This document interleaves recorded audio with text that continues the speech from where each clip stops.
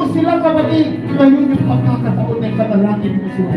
Lord, nananalangin ko kami sa aming kong mga kaibigan, kapamilya at trabaho. Kababayan, Panginoon. Sila din naman, Panginoon, ay mayroong karapatan sa biyaya na iyong ipagkakaroon. Lord, tingin mo ang iyong mga anak, ang mga hinahin ng bawat anak mo na nasa loob at nasa labas. Yung mga nasa live streaming, tingin mo sila, Panginoon.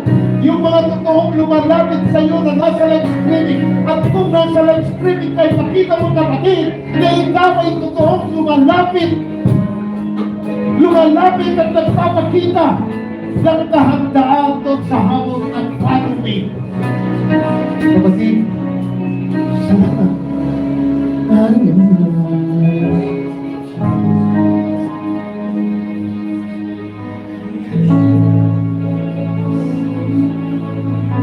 Before we close,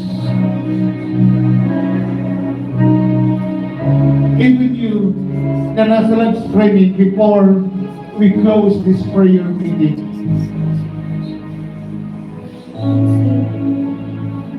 what would be your petition to the God of Abraham, Isaac, and Jacob? Ano yung gusto mong i-petition? And the promise of God, He will grant your request. If you pray to Him,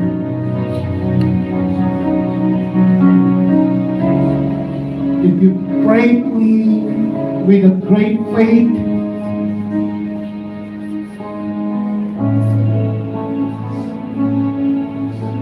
if you pray to Him with a humble heart, God will hear your request. So ask and it shall be given unto you. Ask. Knock and the door will open for you. Pagbubuksan ka ng durungawan ng langit.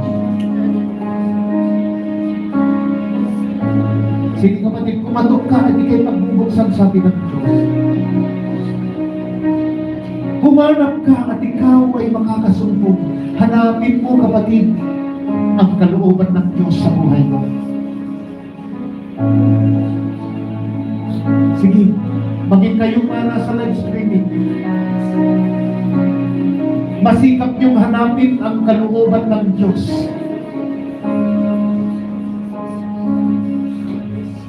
At pagsikapan niyong antayin ang pagbubukas ng pintuan ng langit para sa iyo.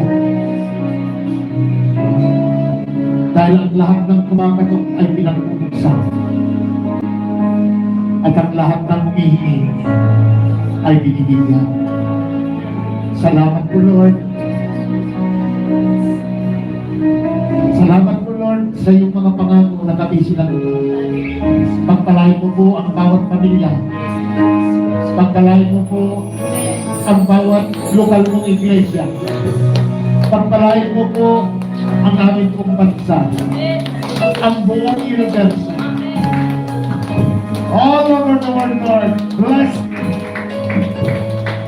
Because Jesus is Lord all over the world. Jesus is Lord all over the Philippines and all over Asia. Lord, salamat dahil ikaw ang Diyos ng ikaw ay Diyos ng kaligtasan at ikaw ang tagapagbigay ng kaligtasan.